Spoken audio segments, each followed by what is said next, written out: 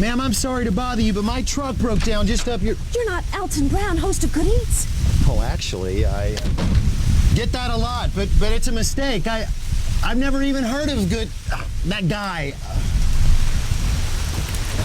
You're pulling my leg. I know who you are. I am Francis Anderson, and I am your biggest fan. Oh. Bart, my boyfriend, he loves your potato recipes. Really? Probably because he's a potato farmer. Really? That's exciting. Nasty piece of night out, don't you think? You know, I wish you'd come up with more potato dishes, though. Yeah? He's getting pretty bored, and you know what they say, the quickest way to a man's heart. To his stomach. Yeah. Wow, that's quite a grip you have there. You know, I tell you what, if you'll let me come in and use your phone to call a tow truck, we will talk Spuds aplenty until he gets here. Well, why don't you come on in? You're gonna catch your death. I just rescued Mr. Good Eats.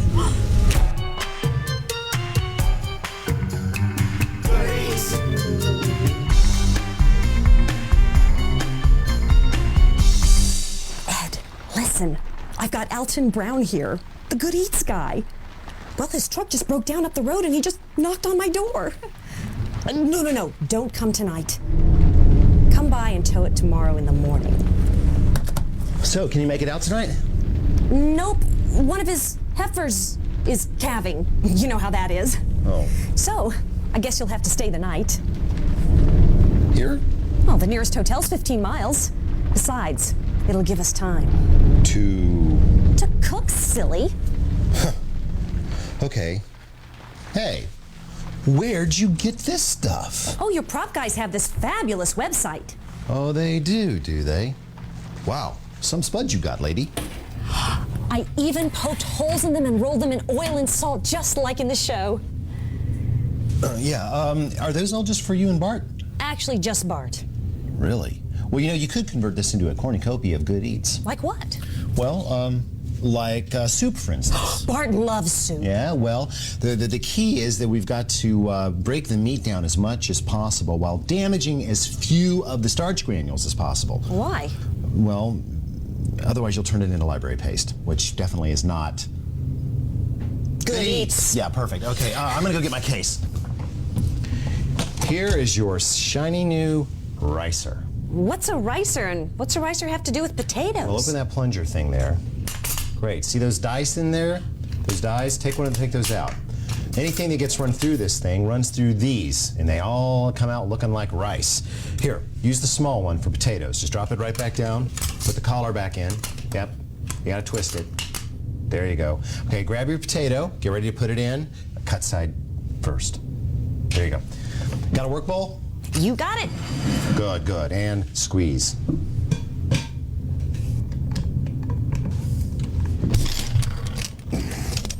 Your world will never be the same again. Ugh. Okay, let's shop for some software, shall we? You got it.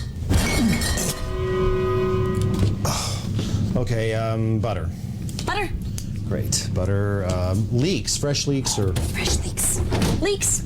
Yeah, those are looking pretty nice. Okay, hey, is this chicken stock? Of course. Homemade? Of course. Bart's brother Brad is a chicken farmer. Oh, that's nice. Buttermilk. Buttermilk. Good. Sour cream? Sour cream. Excellent. Parmesan cheese. Down there. Parmesan. Oh, Parmesan cheese. Excellent. Do you have any chives, just by chance? Chives. Oh, let me guess. Bart's brother Clive's a chef. And some garlic? Oh, I never keep garlic in the refrigerator. Good girl. In a drawer. Okay. You know, I can't help but notice that you've got a lot of leftover containers in here labeled with Good Eats titles. Uh-huh. Uh-huh. Butter's melted. Okay, you say you've watched a few Good Eats episodes. What's next? Well, the leeks and garlic are aromatic, so I'll cook them in butter over medium heat. And what else would we add to that? Kosher salt. Why? To draw out the flavor and aroma? Actually, the moisture, it helps them to soften. Always add salt to a, what do you call this? Sweating. You have been paying attention. It's soft. Good. I almost got outbid on that. Okay, what goes next? Well, I wouldn't want to add potatoes because they'd absorb the butter and burn. That's true. And I wouldn't want to add the sour cream because I don't want to cook the sour cream. And the buttermilk would curdle. Chicken stock. You're right. 6 cups. And raise your heat and bring that to a simmer. Okay, then we've got a liquid base to add the other ingredients to, right? Great. It's simmering. I have got one just like this. Not anymore. All right, so what's next? Well, we add the rest of the ingredients. Dump them all in there, huh? Sure. Well, we could, but you know, if we just dump the buttermilk in there, there's still a chance that because of its acidity and the heat in there, it still could curdle. And of course, if we drop the sour cream right in there, it's just going to float around like the big blob of fat that it really is. And as for potatoes, well, let's tell you this way. Why don't we just, you have a whisk? Sure, right in there. Here, you hold that. If we were to take the buttermilk and pour it into the potatoes, the starch of the potatoes might help prevent the buttermilk from curdling, right? Right. And then, of course, this stuff's pretty chunky, so why don't we just put all that right in there, okay? And while we're at it, we might as well put in the Parmesan cheese, right? Yum. There you go. Okay, with all that together, we just beat that into a paste, like that. That's also going to help to break up the potatoes a little bit more, right? Right. It's kind of like an emulsion, like salad dressing. Now, just help me get that in there. There. Yeah, that's pretty much it. Bring it back to a simmer. Great. Then we puree it? Why would we puree it? Why not? Okay, well, if you stick a blender in there or pour it into a food processor or whatever, we're just going to beat up more of those starch granules we were going to talk about. And that's okay for right when we serve it, but it's going to start getting gluey and start setting up hard right there on the table. And you can forget about leftovers. It'll be like racquetballs. This way, there'll still be some toothsomeness. You'll bite down, you get a nice little bite of potato. And you know, Bart's going to like that because Bart's a potato farmer. Yeah, that's right.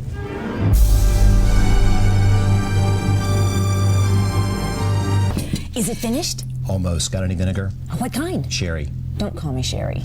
Just kidding. Oh, perfect. Okay, 2 tablespoons. Why now? Well, because if we had added this during the cooking process, it would have curdled the buttermilk for sure. But now that the starch has had extra time to cook, it'll be perfectly safe. May I serve you? Please do. There we go. Chive action would be nice. Good madam likes pepper. Please do. You know, I really have to thank you for taking me in. This was a really nasty night. Look, we've ended up with Oh my gosh, it's Bart! He's early! No, we're late. Come on! I want to eat my soup. What's the problem? Hide in here! Oh, if he finds you here, oh, he's so jealous. Oh, jeez. Oh. Make yourself comfortable. Comfortable? I can't even breathe. Coming, Bart, darling.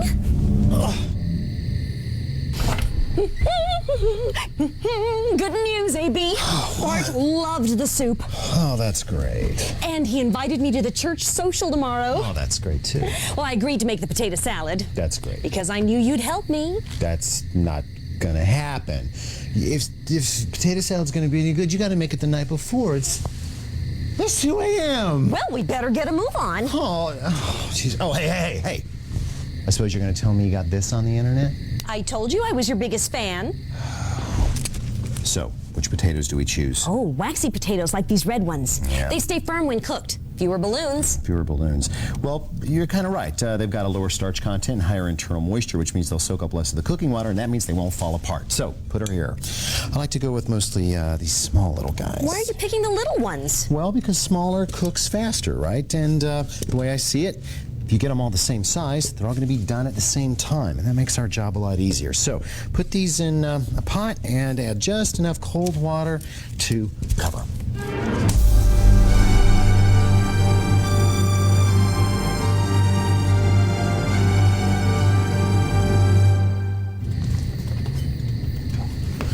As soon as these come to a boil, drop the heat to low. We just want to simmer them, okay? Well, how long do we let them cook? Well, it's kind of hard to say. Depends on how much water's in the pot and how big the potatoes are. I'd check them in about 5 minutes, then every 3 minutes thereafter. What you want to watch for especially is cracked skins. If you see any, you know you've either cooked them too hard or too long. Don't watch them. Are they done? Let's find out. Run her through. I'd say so. Go ahead and dump them.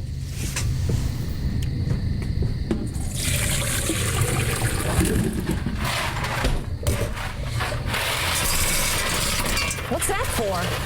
What's that? What's that for? We got to stop the cooking process. A little ice, put in the potatoes, and we'll add some water. We're only going to leave this in here for maybe 2-3 minutes just to stop the cooking. We want to slice them while they're warm.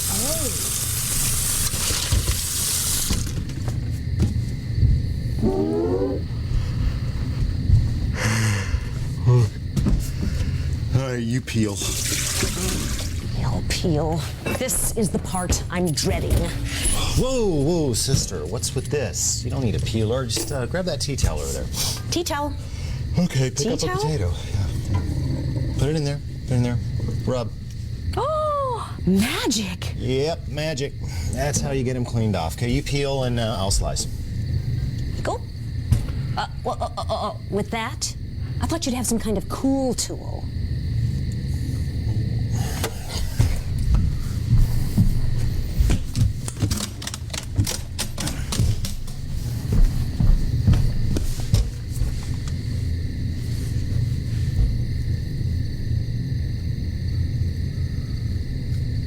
Got more like it? Nice. Yeah, it's not bad. All right, keep going. Last one. Great.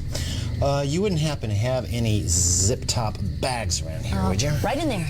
Great, good deal. And I also know you've got sherry vinegar, but do you have any apple cider vinegar? Of course. Well, let's get some. And what's the vinegar for? Well, here's the thing. These potatoes are still warm, right? And that means that they're still porous. See, once they cool down and the starch seals up, they're not going to be porous anymore. Or since we're going to be putting a rather fatty dressing on it, it makes sense that we should turbocharge it with a little flavor now. And acidity would be perfect. So give me about 3 tablespoons. Tablespoons? Just pour and I'll say when. All right. When? Now we'll seal this up, get as much of the air out as possible, and refrigerate overnight, as in we go to sleep now. He blinded me with science.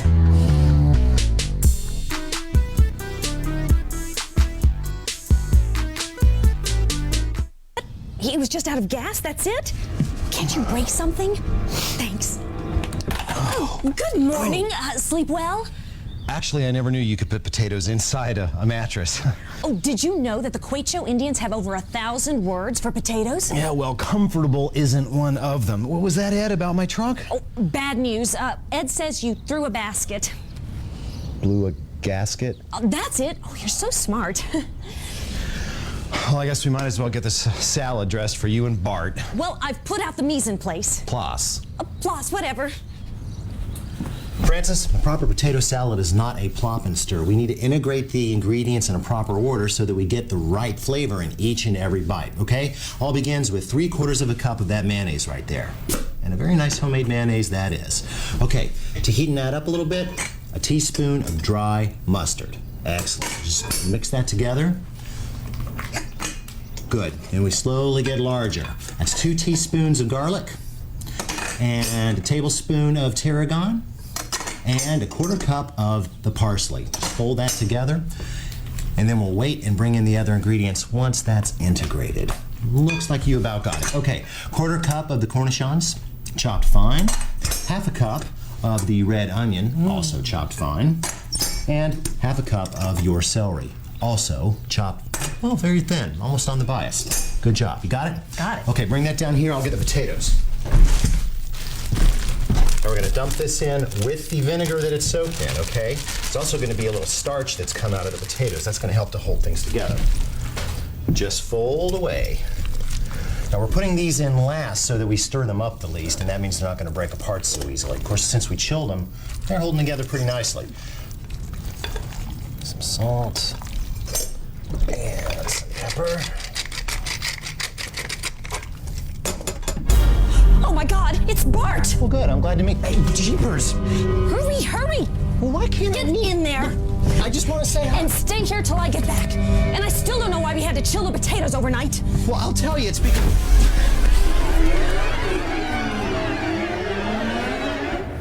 Hello, is this Ed, the mechanic?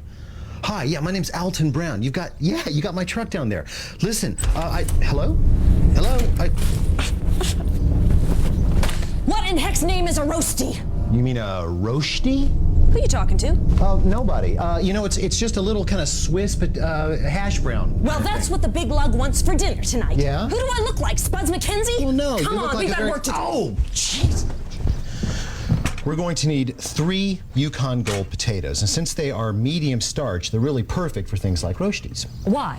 Well, because they've got just enough starch to hold together, but not so much that they get mushy. And you know, the really cool thing is if you were to park this in the refrigerator overnight and then make your roastie, the roastie you made tomorrow would be browner than the ones you might make today. Because? Because cold tells the potato to start converting starch into sugar, okay? And sugar browns quicker and deeper than starch does. And hey, to some folks, when it comes to potatoes, brown is good.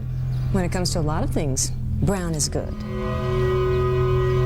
Since I'm not going to be here come tomorrow, we'll just skip the refrigeration and go straight to the grating. You have a grater, right? Ooh, my, you know, these things can lead to very dangerous situations. You don't say. Yeah, see, because they don't have enough legs, you push on them and they, well, it's just dangerous. I'll get another one. This is a much better grater. See, it's got more sides, so when you grate with it, it's a lot more stable. So why don't you just give it a try there? Wow. Smooth, huh? Well, it's my gift to you for rescuing a stranded traveler.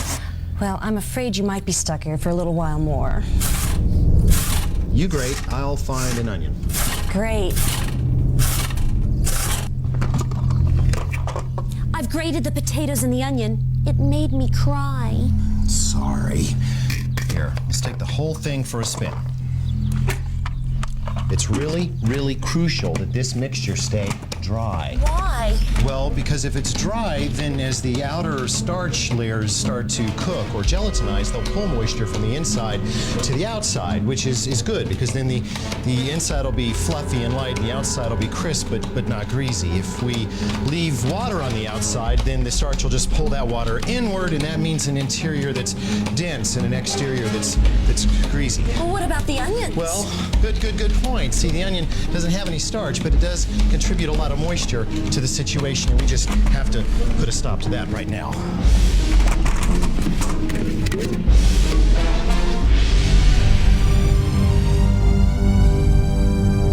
Okay, well, I see you've got a half tablespoon of butter melted there in your nonstick pan. That's just swell. Now, we've got 4 servings here, so I'm going to take about a quarter of this, and you are going to season it with salt and pepper. There you go. You want to just toss that a little bit? Well, now, why don't we just salt it all at once, you? Well, if we salt that whole thing, then by the time we're, ready for the last batch, it'll already be soaking wet because the salt will pull all the moisture out. We don't want that. All right, now we're just going to scatter this in the pan. Okay, and then kind of use your spatula. Don't worry, I'll do it. To kind of pull that into a nice round shape like that. Okay, just push down. Okay, you hear how that's just barely sizzling? You got that? Yeah. Oh, well, that's what you want to hear, and you want to hear it for the next 7 minutes. Okay, it's real important that you stay right here. I'm going to go check on something.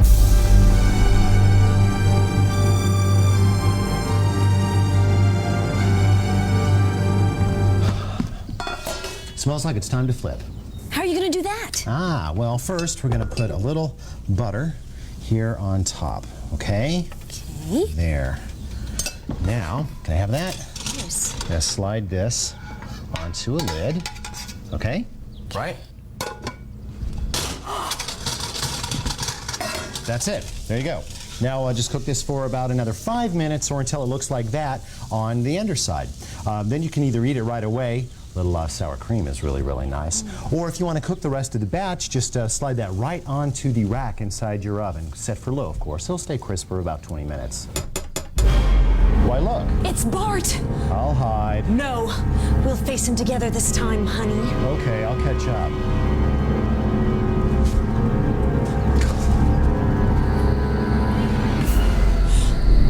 I may have lost the man, but I'll always have good eats.